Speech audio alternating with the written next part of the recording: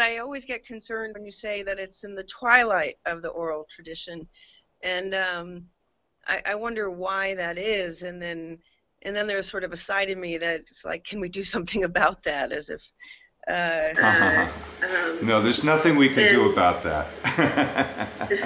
And yes, we are in the twilight of the oral tradition. All of these things have historical circumstances and cultural circumstances. India is in an enormous state of flux, as is the whole rest of the world. Among sadhus, among babas, among traditional yogis and practitioners of all sorts of things, almost everybody has a mobile phone at this point. Most of the people that have mobile phones look at YouTube on their phones and exchange photographs and music on Facebook. This is very, very widespread. Announcements are made on the mobile phones. There was a time where in which we could find out things. We could get information almost instantaneously before there was any mobile phones, and not by the use of telephone. We used to call it Atma Tar, which is sort of soul wire. There is a network, and Asi is very capable of speaking about this. There is a network among us, and by using our vast network, we could find out things about anybody, anywhere, circumstances, events. When an important Mahatma would pass away, we would know this immediately. I was always amazed by this. But now we all have mobile phones, and the Atma Tar doesn't exist really anymore. It's been replaced by the mobile phone. This is just one of many, many examples. But what I could tell you is that the oral tradition itself is almost an anachronism.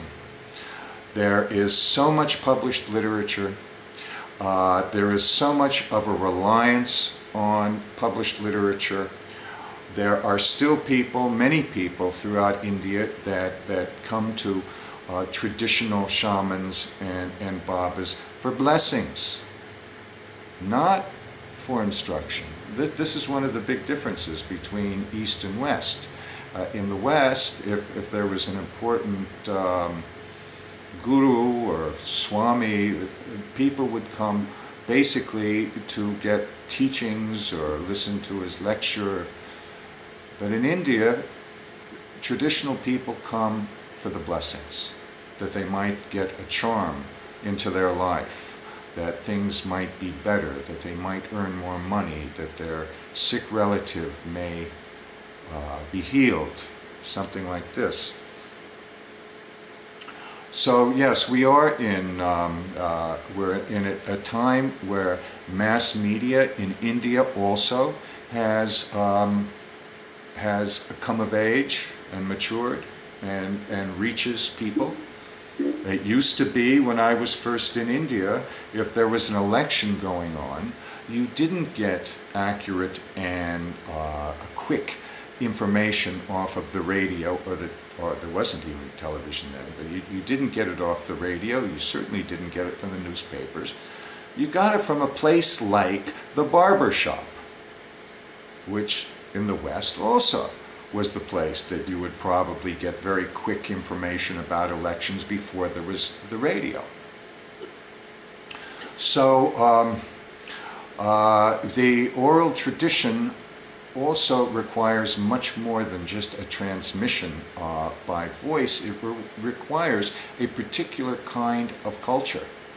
A culture where there is a network and a collective.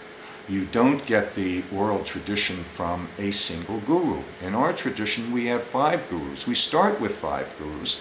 In my life, I've had 11 gurus within the tradition itself. An oral tradition is based on a harmony and a cacophony of voices, not just a single voice, not just a single idea. So this is changing. There's more of a unitary kind of focus in postmodern India as well.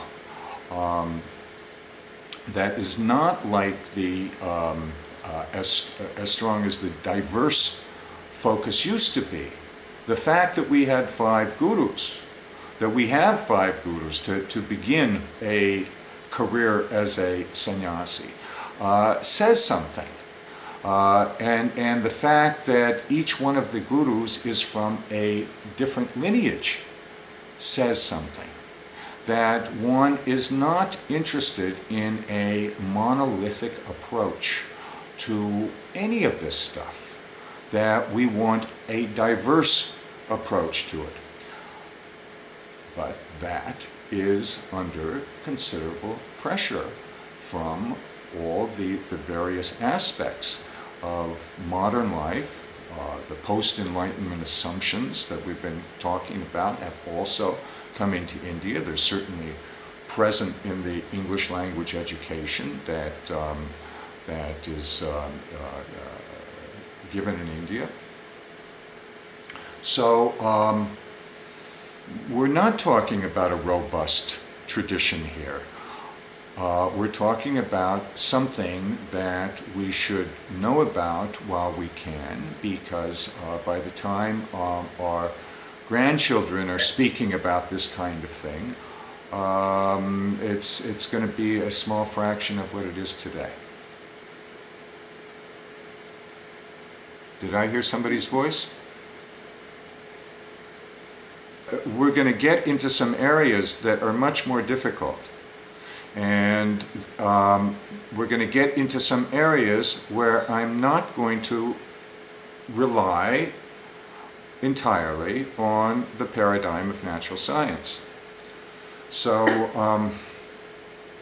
I want everybody to be comfortable with that. Yeah.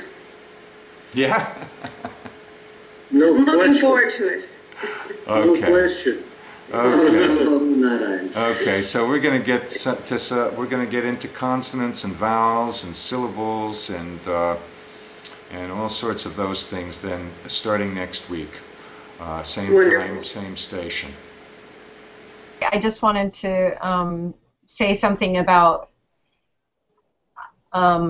that I'm excited to be in a conversation, and as far as I just wanted to say thank you, Babaji, for kind of clarifying where you're coming from, because it's more important for me to have a conversation than it is for me to agree. I don't think that there's any reason for us to be agreeing or with anything. That part of conversation, or part of, I would say even the invitation of yoga is to look at our assumptions and to meet each other and try to understand what assumptions someone else is bringing to the table. I mean, and that just seems like something that we often are doing on some level without even paying attention to what we're doing. And so that was all I wanted to say. I was very excited. I'm not here to agree. I'm here to have a conversation, and I'm really excited to be here with everybody. I hope none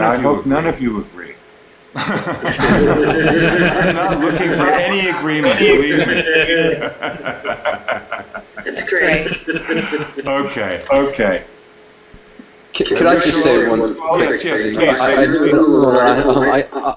I know you aren't concerned with us believing and accepting your ideas kind of on maybe blind faith or whatever term you choose, but I, for one, I think probably everybody else here as well, am very interested in seeing your perspective, and not for the sake of having something new to believe or not. It's not really, the trip, but I mean, that's kind of why I'm here, at least, is to see a new perspective. So there is a kind of wanting from this end.